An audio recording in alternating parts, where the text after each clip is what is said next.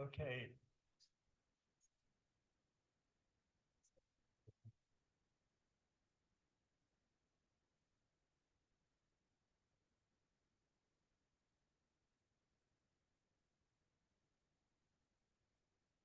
Well, it's a huge pleasure to welcome you all to the IAS. This is a kind of, I suppose, a collaborative event between UCL Anthropocene Geography Department and the IAS. And it's a wonderful opportunity to introduce Bernadette Bensaude-Vincent, and who is going to talk briefly about a book with Sacha Loeve. Is it how do you pronounce Loeve? Which was published in French 3 or 4 years ago, something like this. Recently translated and published by Polity Press here. And so this is really a kind of launch of the British version. I haven't got a good man to call book. Here we are. The English version. And then Suzana Sawyer from University of California, Davis, Doug Rogers from Yale, and myself will respond with our reflections on reading the book after that, and then we'll open for questions. So, huge pleasure to present Bernadette to you. Thank you, Bernadette.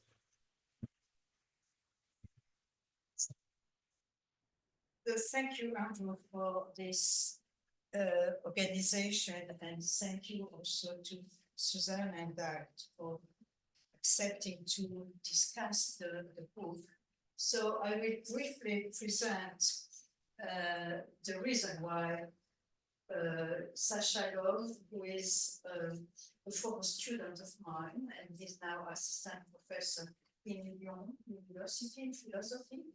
He got his PhD under my supervision on nanomachines. And we decided to write this carbon biography because we got really irritated. I have to find my way. No.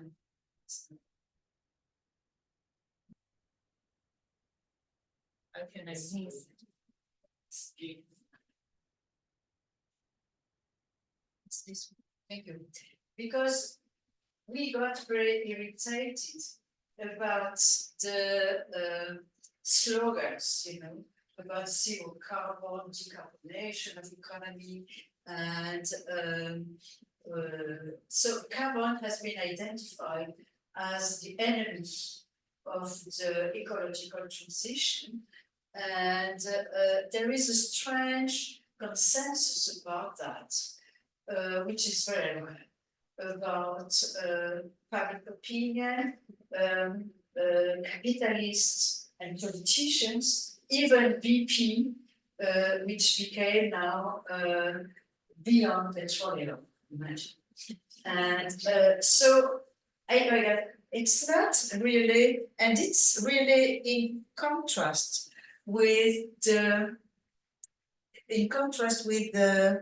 they could at least acknowledge that if carbon is the enemy, if it is really the one that we should sequester, if we want to breathe again fresh air, they should at least acknowledge that carbon is also the solution.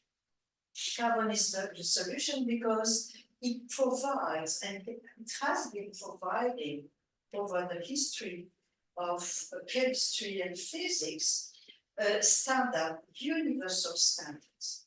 You all know, of course, the carbon equivalent, which is used for carbon trading and for carbon pricing. But before that, in the history of chemistry, carbon also provided universal standard for the determination of the atomic mass of all atoms.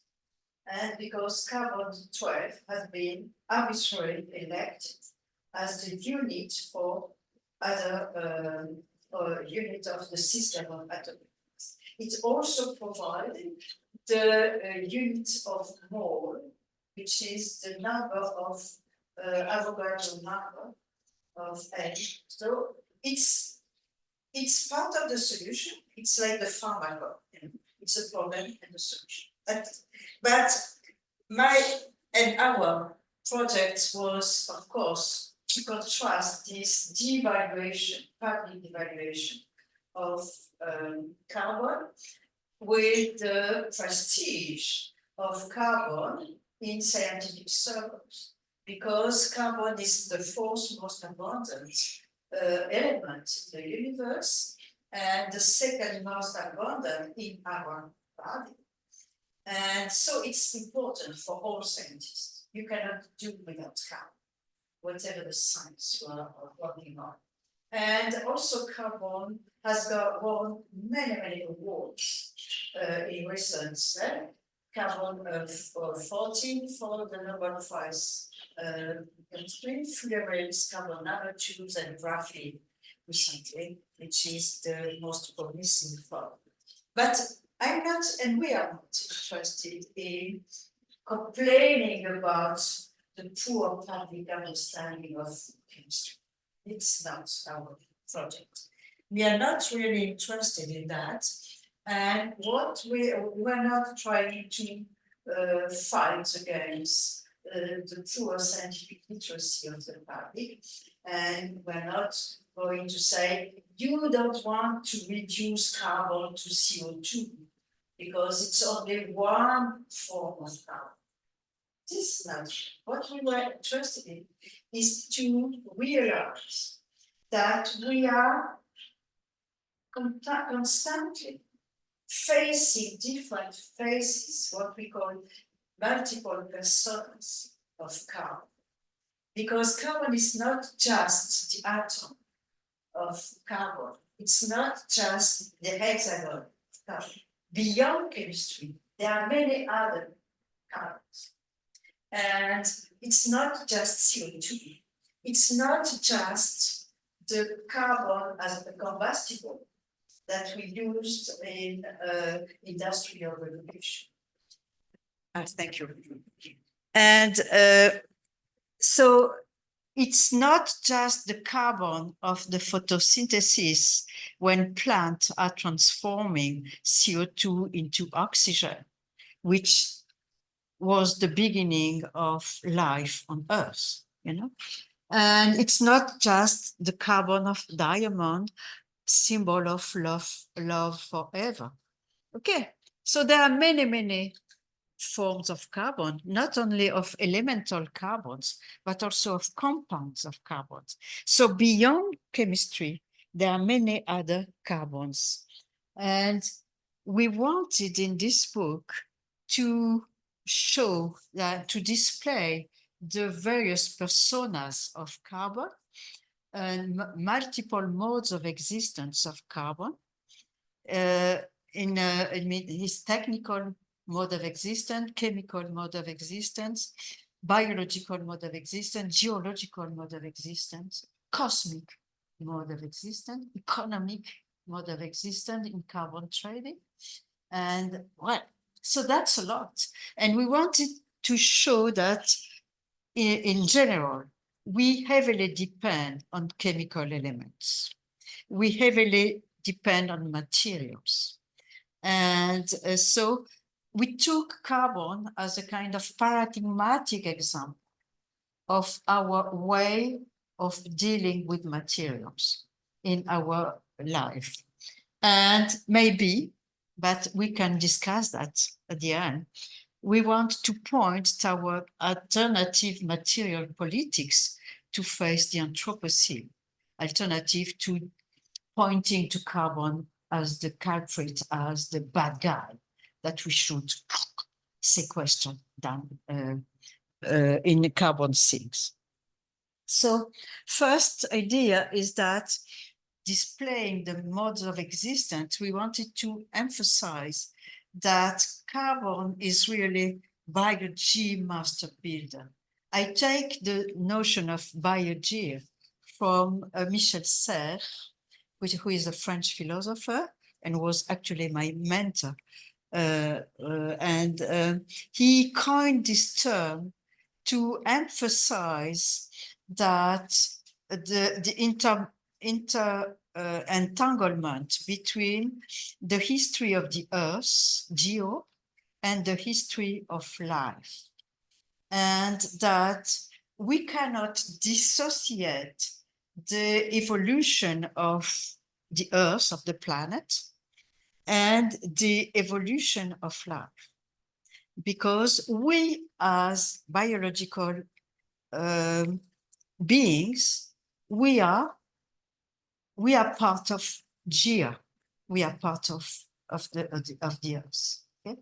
Because the same carbon which is in sediments and which was trapped in sediments for billions of years is also at the origin of life in the thermal ducts under the sea, where there was the abiogenesis, and it's still going on. Okay? So we have various interference and various cycles of carbon which are intermingled and still intermingled today. So, and of course, without carbon, there is no DNA, no RNA, no protein. We are made of carbon. And so it's important to realize that carbon belongs to many, many different cycles, and it's still involved in many different cycles. And carbon is also our major companion substance. Since the beginning of Homo faber, the etymology of carbon comes from Latin carbo, which means bird. And so it's carbon as the main combustible. So if the origin of fire is the origin of humans, of Homo faber, of Prometheus, who stole fire from Zeus, which is the beginning of humans. And if it's the case, so we were born with carbon, okay? Because carbon has been really the beginning of Homo faber, but it's also the origin of Homo sapiens, because our ancestor in the cave somewhere in the south of France or elsewhere, they drew on the walls with charcoal. And so at the beginning, our access to the symbolic order, in addition to our way of dealing with the real world, but our access with the symbolic order is also through carbon. Carbon has been used for drawing, for writing, because the lead pencil is in fact carbon. What you call in English lead pencil is in fact graphite, which is an allotrope of carbon. So it's very much involved in our access to writing and to history. And carbon has also been the star, as you all know, of the industrial era. Before the industrial era, charcoal was mainly used as a fertilizer, or wood was also burned for making technology. But in the industrial era, carbon has been intensely used and burnt. So we have been burning either coal or oil we have been burning the archives of the earth. I mean, which were kept underground, and we have been extracting it, and that was the big extraction, and we have been burning the archives of the earth. We have been burning the archives of life. I would compare that to a kind of autodafé of the past of the earth and past of the of life from our point of view, because we have been trying, we find ourselves engaged, in writing the history of many things with carbon. And we say, wow, what are we going to do? And I say, well, let's try to write something from the standpoint of carbon. Imagine it's carbon, the writer. And we took inspiration from Primo Levi. You may have read his famous autobiography called The Periodic System. And the last chapter is about carbon. And how do you say the final, le dernier point,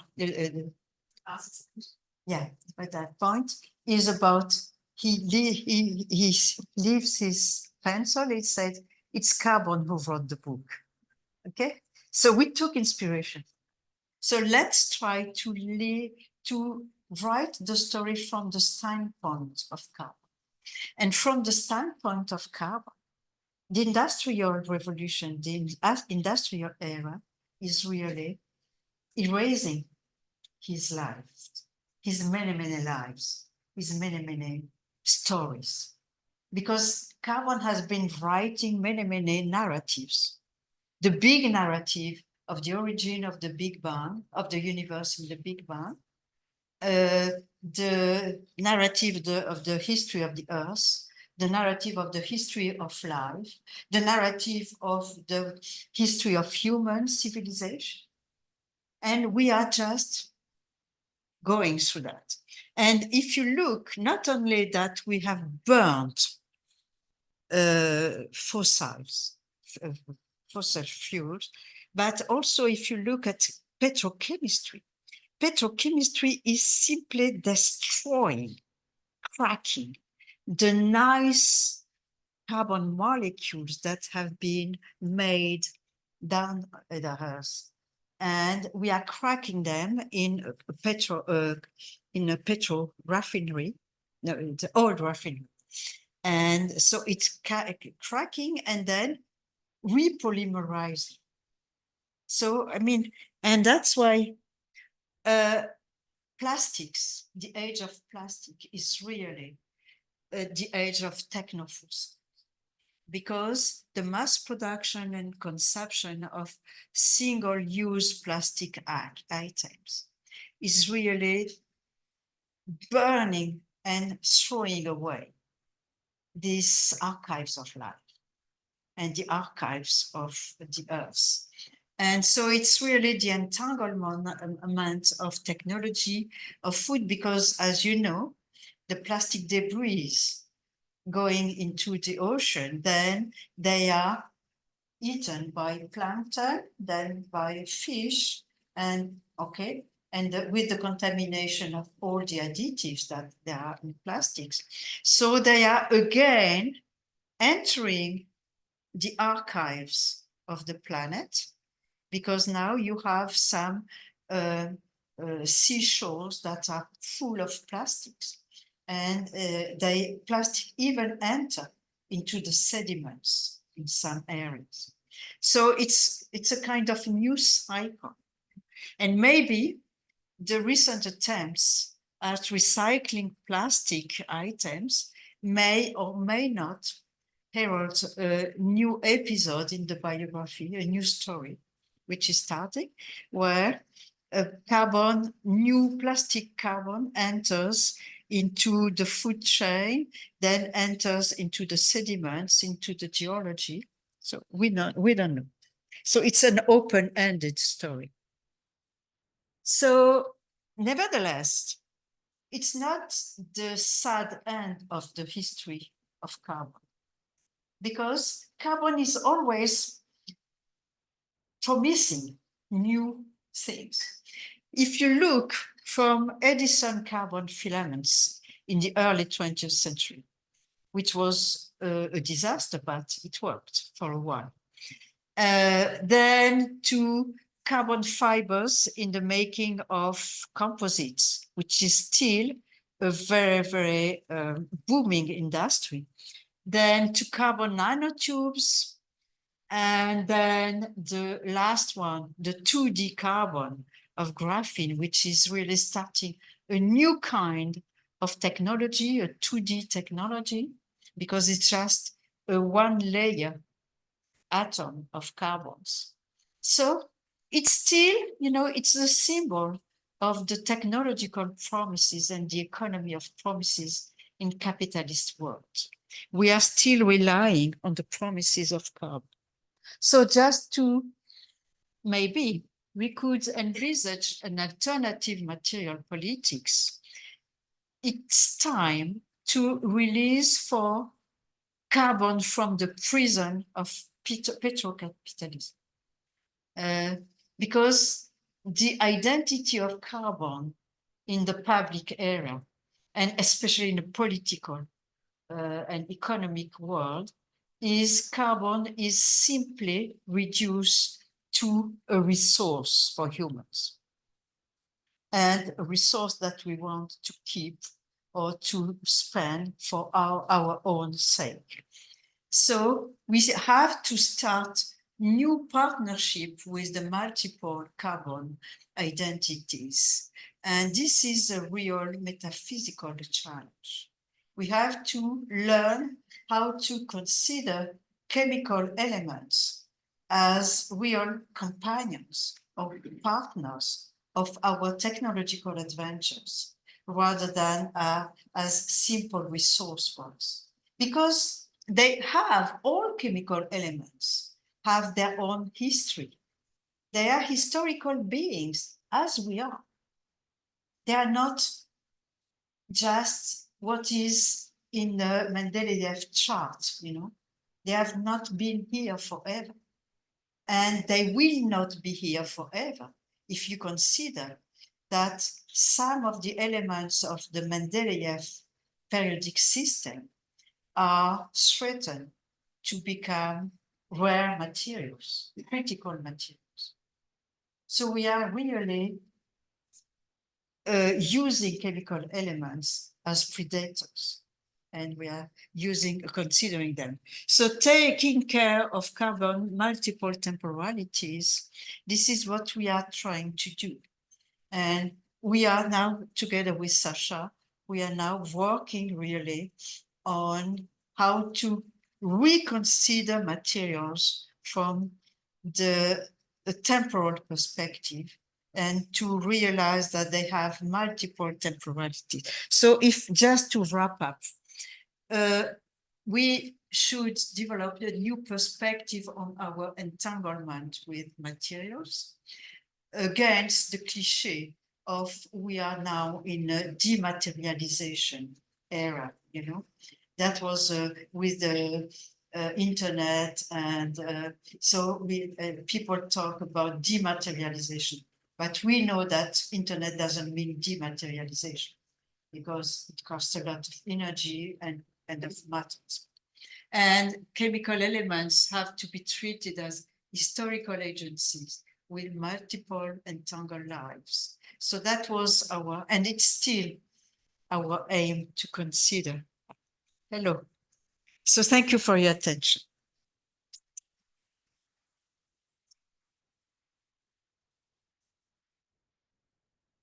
Floor is yours. Down, response.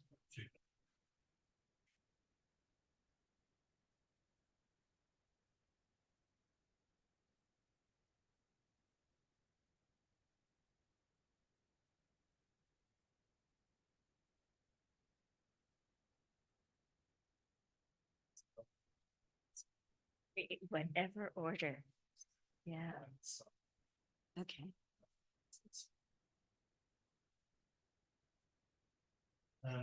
Well, thanks so much. I mean, it's not a,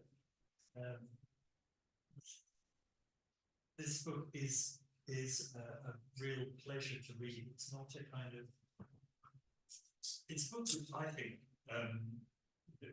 it's very approachable, a book which enables you to grasp huge areas of the history of carbon chemistry, but without a kind of fantastic kind of daunting level of technical detail. And I kept on diving into it with new things. It's a book which sort of gently blows you away. In thinking about this book, I would say, above all, it's a pluralist book. And it's a book about pluralities. There's an old debate in the history of science which poses kind of externalism and internalism in the history of science. So, externalist view is that the history of science is determined by kind of external forces, the history of colonialism, capitalism, and so forth. That actually one can account for the scientific revolution, so-called, in terms of the rise of capitalism, and internalism, which kind of accounts for the history of science in terms of the kind of logic of a scientific method in terms of inquiry. But neither is right, really, because both the internalists and the externalists really ignore what the scientific investigation is about, the materials themselves. And even when in philosophy and in science and technology studies and elsewhere, people still did start to talk about things, they often talked about them as kind of agents in general, as active elements, as vital materials, and not with the specificity and indeed plurality of the materials. And carbon, as Bernadette has so eloquently said, is not just any material, it's an extraordinary substance. But pluralism, I think, in other ways, because, as Bernadette has just said, carbon has many modes of existence. It can enter, due to a kind of quirk in its quantum chemistry, dramatically different kinds of relations with so many different things, and these can be transformed in so many different ways. We're used to the idea that all things are kind of their identities, are constituted their relation, but carbon has a kind of facility for relations, which is kind of unique. So it has a kind of peculiarity in the substance. In this way, carbon forms parts of many systems. As Bernadette says in the book, carbon won't be enclosed within any totality. If it is, it escapes immediately. So there's a kind of pluralism to the constitution of carbon as element, which makes it kind of not continually not identical with itself, but continues in transformation. I have to say, in this context, in thinking about this question of pluralism and plurality, I'm not really persuaded by the English translation of the title. A biography. In French, it's interestingly "c'est." In English, a biography. The carbon has many lives. If you like, there are many carbons. Why give it a singular biography? That's might suggest a linear point of view, and I think there's perhaps something there which is important. This is the kind of pluralist ontology of carbon. As carbon enters many different modes of existence. Perhaps I think French is better at plurals. In French, it's possible, and there are students that will be interested in your views on this. It's possible and it's normal to talk about les histoires des sciences in the plural. We would never talk about the histories of the sciences. In English, it's the history of science. I plugged in histoire in plural Editions to Google Translate, and it spewed out history of science in the singular. So, and one is struck, of course, by the fact that there are many historians of science and writing French who write about different sciences, whereas at least when I studied history of science, it was preoccupied by physics. And your collaborator, Isabel Stengers, wrote a massive 7-volume history of cosmopolitics, which is really a kind of attack of a chemist against physics. She saw this as an extraordinary political matter. So there's something there that actually in the Anglo-American history and philosophy of science is a preoccupation with one science, with physics, perhaps which is mimicked by the kind of idea that there is one kind of form of materiality that matters. I'd be interested to hear what your reflections of this. Perhaps it is easier to say, think about such matters in French than plural.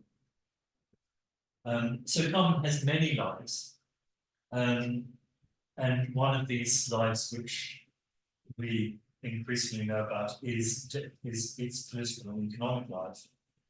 And this is very much part of the book too. And as Bernadette has just said, it doesn't really make sense to decarbonize because carbon will continue to exist. And to this extent, we're still in debt to a 19th century vision of the elements as being immutable. And really the question is what kinds of relations do we want carbon to exist within? And there are often too frequent, too growing numbers of relations with oxygen formation of CO2 rather than with particularly the slow development of organic life forms dominated by CA plants. This is a book which I don't think is explicitly about politics, but given its topic, it can't help being political in a way.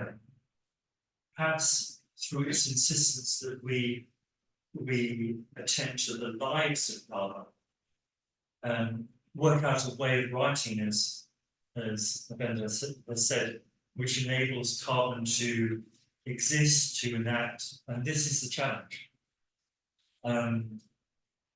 Carbon teaches us to think of the planet as, I think you say plurichronic, to do polychronic, I would say plurichronic, to what I've been saying, to think in terms of there are many different lives, many different histories which have different chronologies.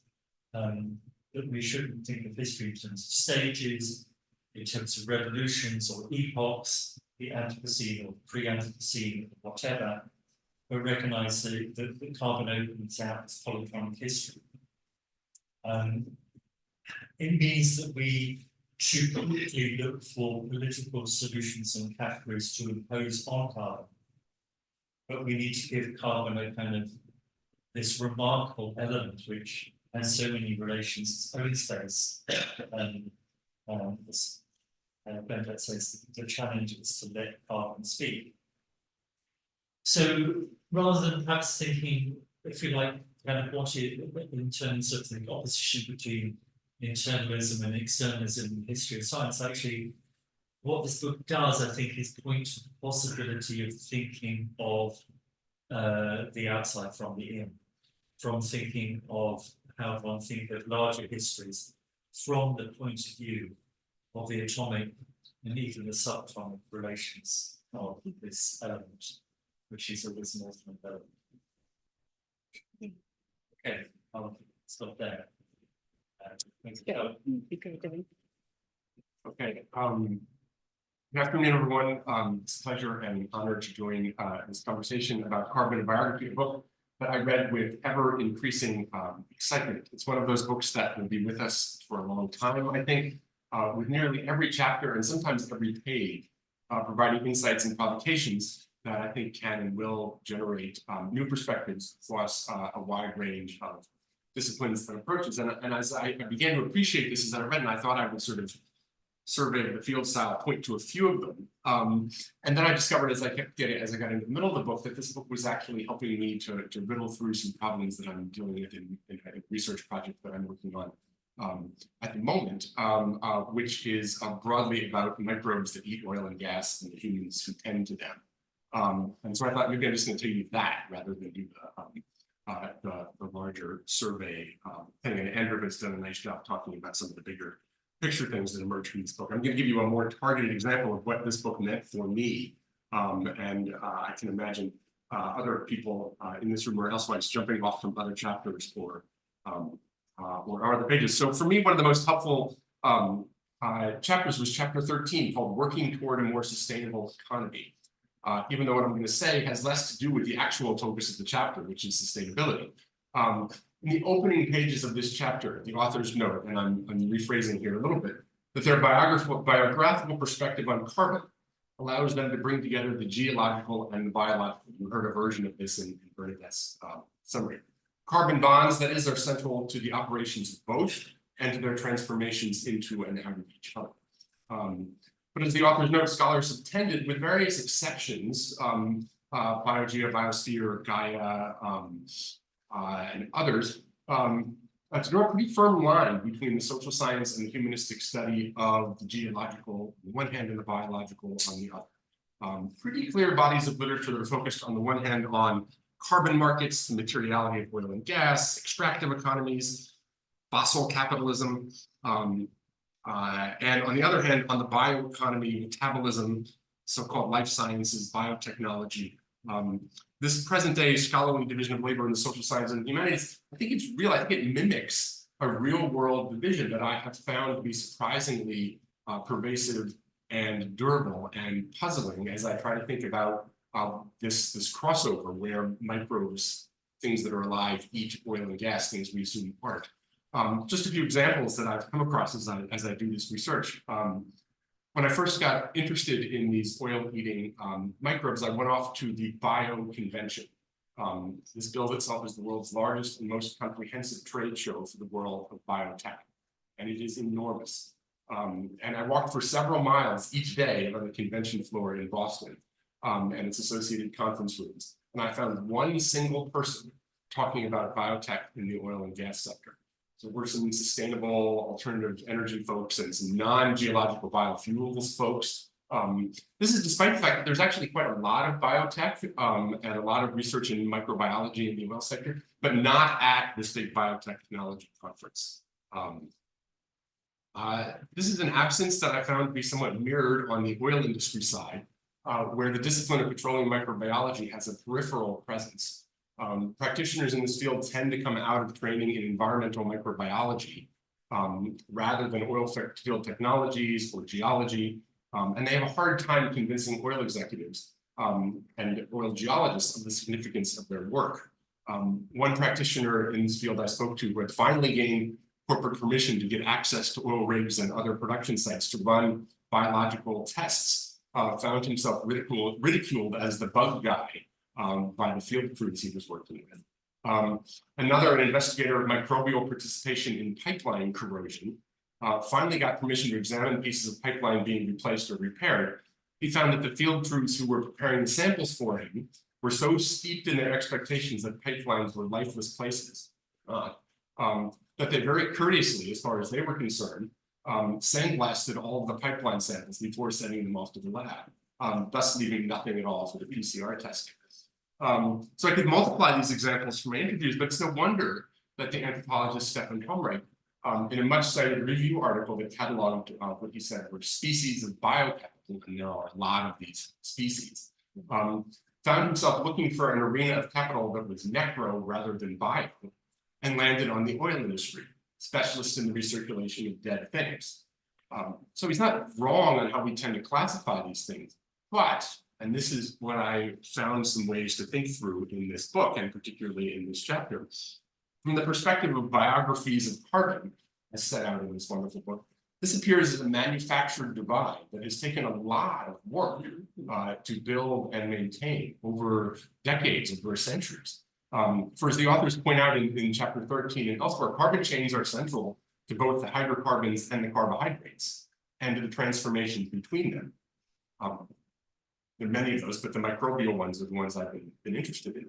Oil and gas fields and oil and gas spills and oil and gas pipelines are lively places, not less so really from an analytical perspective than the human gut that is of so interest to biotechnologists these days. So even setting aside the sandblasting example, the oil industry puts an enormous amount of effort in killing the microbes that might otherwise metabolize away its crude or its refined products, preserving some kinds of carbon chains and not others. Or again, we've largely forgotten that some of the first biorefineries of today's biotechnology were co-located with and developed by oil refining operations, Western and Soviet, which was part of the global oil industry's short-lived effort to solve the world's hunger crisis by producing protein supplements from yeast grown on hydrocarbon feedstocks, transforming chains of paraffin oil into amino acids. So as I say, I've been trying to figure out what to do with all of this. And the book has given me some new and powerful ways to think about that. First, the centrality of carbon chains, both to fossil and to biocapital, and the fact that some of these are pretty neighboring chains biographically and molecularly from this book's perspective. Two, some new ways to think about how certain chains and their transformations have taken enormous social, cultural, economic, scientific, political, and economic configurations, while others that are, again, biographically and molecularly from this book's perspective, quite neighboring, seem to disappear from these same configurations or be forgotten or parceled off somehow. And especially three, one of the overriding claims of the book about the importance of continuing to generate new, unexpected carbon narratives in this long tradition of human carbon collaboration in narrative and story making as ways to unsettle these divides and orthodoxies and flags. And I've been told many times by people, stop studying the carbon stuff. There's all kinds of new things to study. This book gives a pretty clear answer why that's not a useful kind of criticism, although it might be well-intentioned, and this is a lot of what's interesting about why we should still think about carbon narratives. So there you have it, some reflections on how even like I just told you about a part of one chapter has provided me with some new ways to think about some of the issues that have been vexing me. So thank you, Bernadette and Sacha for this great gift of the book. So, This is a nice progression. I won't repeat Andrew's really lovely synopsis and overview, but I am immensely, I feel very honored and privileged to be here to celebrate Bernadette and Sacha's work as it's been translated and published in English. And I came to know Bernadette 2 years ago in conjunction also with Andrew and Doug. We pulled together some money to bring some scholars together from the United States and Europe and spend a week two years ago in the summer of 2022. And I had previously been inspired by Bernadette's work, which this book is, sort of brings to the fore this deep knowledge of decades of research on the history of chemistry and specifically thinking about carbon as well. And I came to know more about her work because I've been doing many years of research looking at a lawsuit against Chevron for oil contamination. And in the process of looking at this lawsuit and looking at the case file and the arguments that were actually being proposed through this very long 15-year-plus legal saga, chemistry kept coming to the fore. And I realized that my very naive understandings of the chemistry of hydrocarbons really couldn't make sense of the legal arguments. And so I went to study a little bit of chemistry, very basic hydrocarbon chemistry. And in the process, I also encountered these philosophers of chemistry and Bernadette being at the forefront. And I was absolutely drawn to her work. And the way in which she's influenced my thinking, I'm an anthropologist. I am not, I do not even have a background in the history of science. But the ways in which she's come to influence my thinking in science, with thinking with chemistry and carbon in particular, because I've done all of my research on the hydrocarbon industry for a couple of decades, is to consider sort of where she ends the book, toward where she ends the book, and thinking about alternative material politics, and thinking about the ways in which one could imagine different sorts of relationships with this entity of carbon, which has a multiplicity of lives, a multiplicity of becomings. And one of the ways in which I've really thought that with sort of in alliance, perhaps, with Bernadette, is to think about the ways in which she philosophizes the history of chemistry, understandings of the element, chemical combinations and affordances, and this material abstractions, and to use that as a grist for thinking analytically in very different realms. So for thinking the social and social processes, being inspired with how it is that chemists came to think and think differently over space and time, around the modalities of existence, the modes of existence of chemical form. So surely I've engaged with Bernadette in her work, and definitely some concepts in chemistry in perhaps ways that take a little bit more literary license than Bernadette you might anticipate. But it's been very freeing because at least in a sector of the social sciences, the ways in which analysis happens is quite predictable. And I think that in imagining an alternative politics, an alternative material politics, we have to think about shifting, interrupting, transforming ways of analysis, and the language, the categories, the ways in which we see things. So largely, what I find fascinating is how Bernadette writes about the history of chemistry and the unfolding of theories of chemical worlds, worlds that are purely relational, worlds where there is a plurality of collective becomingness, where beingness or modes of existence would always have relations integrally implied, that can be potentially really powerful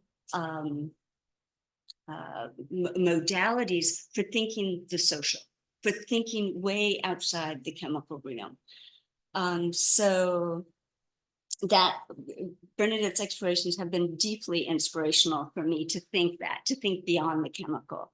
And here the poetic license, it's a rather modest move, but it's to redeploy as an analytic chemical concepts and thinking so as to extend thought work for abiding in a world where, like, the dire challenges that we face are given waste to our imaginative capacities are just, at a loss. So Bernadette's work has inspired me to theorize our socio-material worlds from and through the chemical, and specifically hydrocarbons and carbon in particularly, and to think about there's a type of grammar that comes with the analysis that Bernadette gives about the chemical, and to think about, well, what would it mean to appropriate that grammar to think relationality very well differently or in an extended way within the social realm. And so,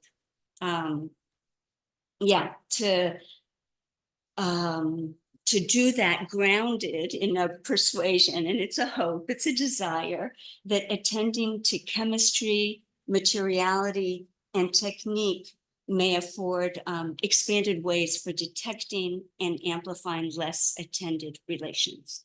And so that's my hope for the, my modest hope for alternative material politics. Thank you. Do you want to say anything in response to us, or should we ask? Yeah. Yeah, just like to thank you for your real deep understanding of what we have been trying to put forward in this book, especially the notion of plurality or pluralism that you really pointed out, the notion of narratives, the historicity of what is considered normally as nature, eternal, or sort of eternal laws. And also the notion that you really pointed out of carbon, and not just carbon, but sociability. I would use the term, and I've been really inspired by this chemist, supramolecular chemist, who talk about molecule sociability. And so we should really address chemical individuals as relational entities, which make a bit of, they have their own life, and they make a bit of their lives with us, but they will continue after all the humans, didn't care about us. And Gaia will still exist after humans disappear. So it's a long, long narrative we are part of. We are lucky that we are part of it. But it's really this thing that you have really captured. The idea that we should really be part of the history of materials rather than imposing our view on materials. Thank you for that. Okay, well, we have a time for questions, maybe. Little time for questions. It's a celebratory event, but who would like to pose Bernadette? You want to come to the front? Yeah, I was going to say. No, Sure, you sit here. no. Who would like to We can stand. raise any points or us?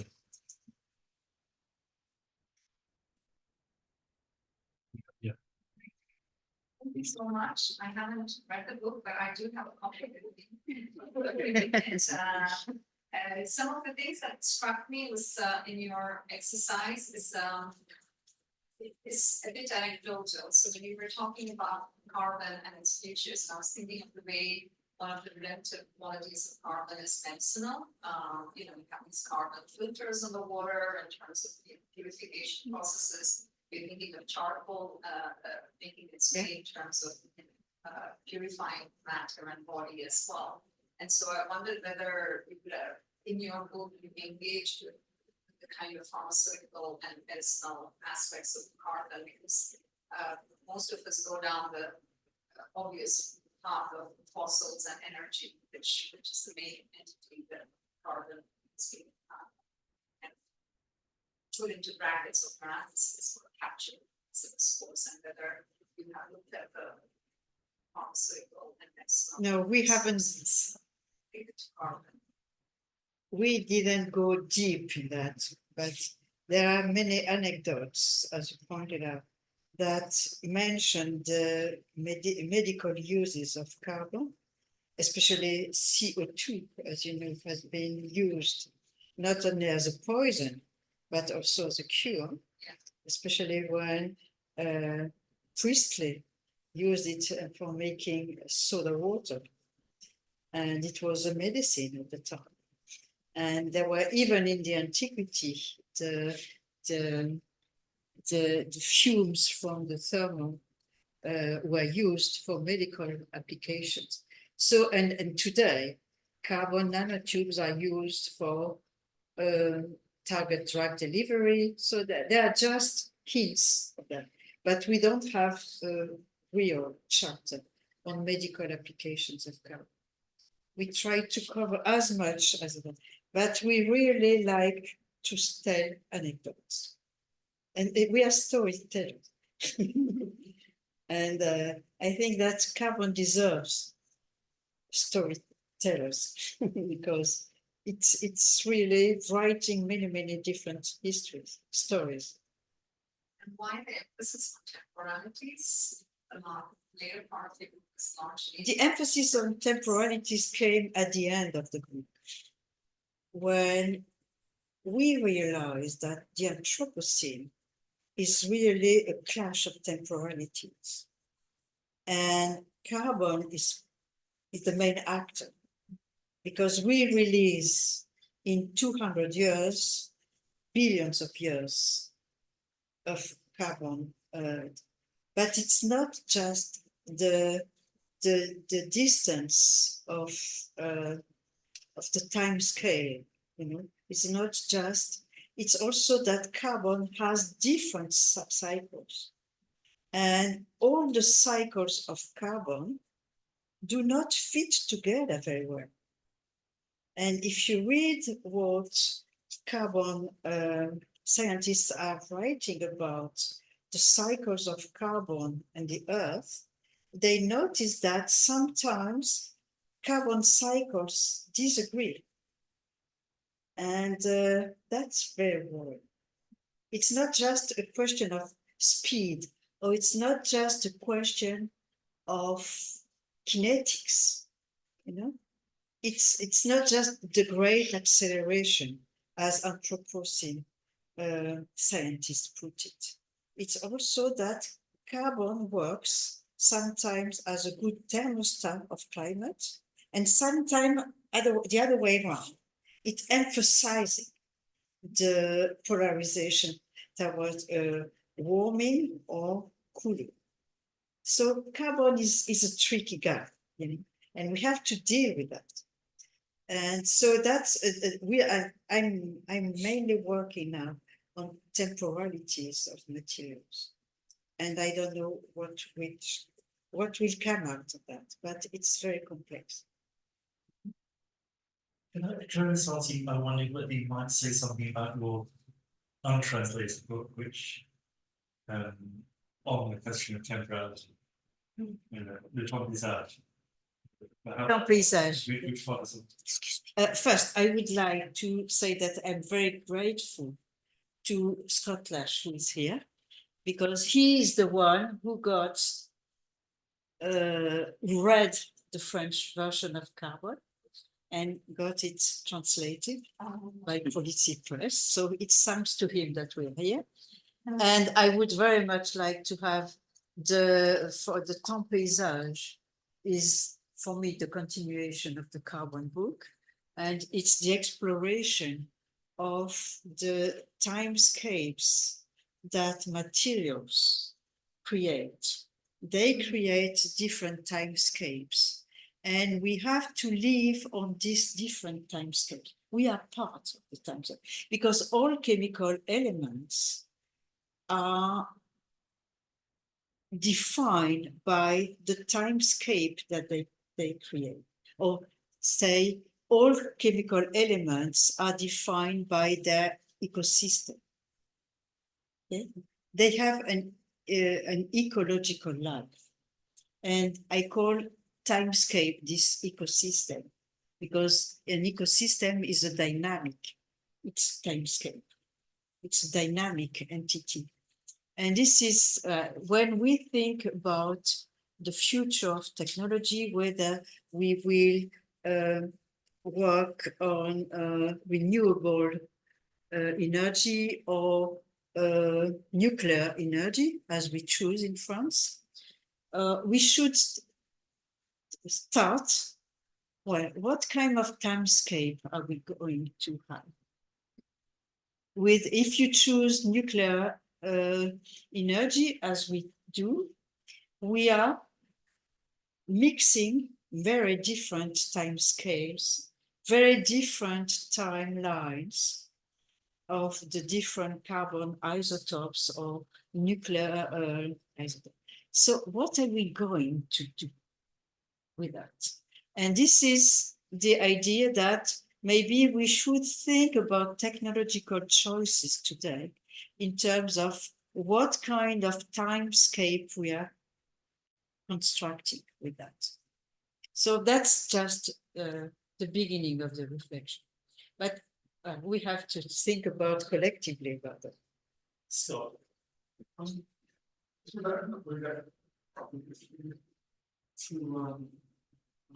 program action materials at the matter group with Peter Franzol.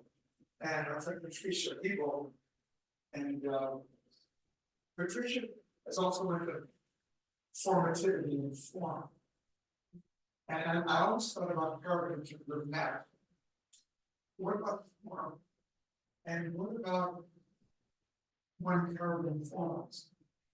You know, the Big Bang, but the matter, hydrogen, helium, and then you got stars and planets, carbon, and then you know the way that carbon comes together and the carbon. You know, in order to form the biological.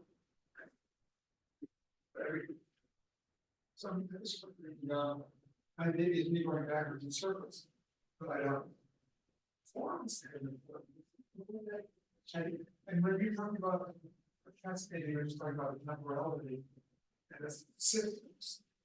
As you might a little bit into very open work with standards. And I wonder, do you see it, these systems as time spaces at all? There as kind of almost topological time spaces that are temporal, it's spatial, and you know they have their own temporal. What you say? They have their own temporal. I know it just happened in time. So I just want you to think about that. So just Yeah, timescape, you can have it only in English, in French it doesn't work. But timescape is about, space. yeah, Timescape. timescape, or it's made of landscape, of course. So it doesn't dissociate space and time. And this is really what we are trying to bring. You know, you cannot think about time without spatial metaphors. And Bergson already said that. He criticized the spatial metaphors because he relied only on mechanical or geometrical metaphors. Whereas if I was a student of Michel Serres, and what he taught me is that, or what I retained from him, I don't know, is that you cannot think about time without topology. And this is, it's really, we have no way of thinking about time apart from metaphors and topological metaphors. That's why landscaping or timescaping came to my mind, because we are really making new landscape in the Chinese notion of landscape, which is dynamic and interactive and not just a scenery that you look from a distance. No, it's something you are immersed in it, and it's dynamic. This is the ecological approach to landscape today. And I think that this ecological approach, and you know that, this ecological thinking oblige us to think of time and space at the same time, and not to separate that. And it's also what I retained from that is that ecological thinking obliges us to think, to ask not what is this thing, what is carbon, or what is this problem of contamination. It's asking what is oil capable of? What is carbon capable of?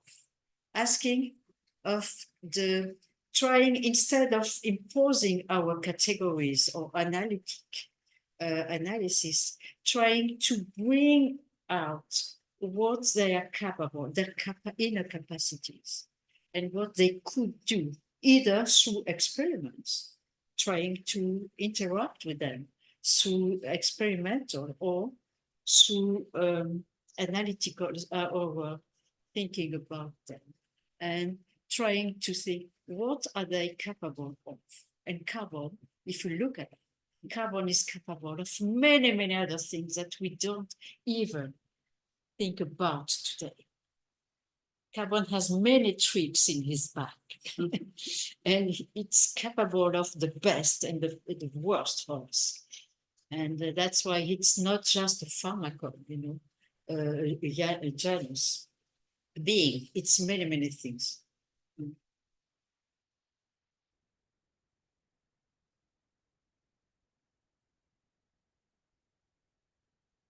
Questions? Observations? Yeah, Robert, yeah. Yes, I was actually struck by the phenomenon of marketing anxiety about carbon dioxide in the atmosphere through the term carbon. And this must have been invented by a marketing man. And I wondered if you were aware of the history and what an interesting problem your approach raises by how carbon becomes also a market feature. Yeah. And it became a kind of currency today, an abstract currency. And that didn't happen by itself. No, it's been built, but there are good historians of the carbon equivalent and how it became accepted by the economic, the business world. But it was accepted by the public. Yeah, it became accepted by the public, and we had to designate target. It's always the scapegoat. Yeah. Carbon is the scapegoat because it's not the worst greenhouse gas. Methane is much more dangerous, and NO. What do you call NO? Nitrogen oxide is even worse. But carbon offered the possibility of a carbon equivalent.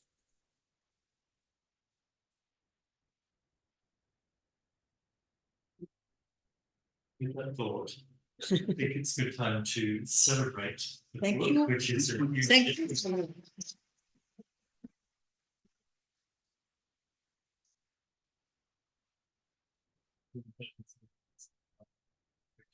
I recommend to read.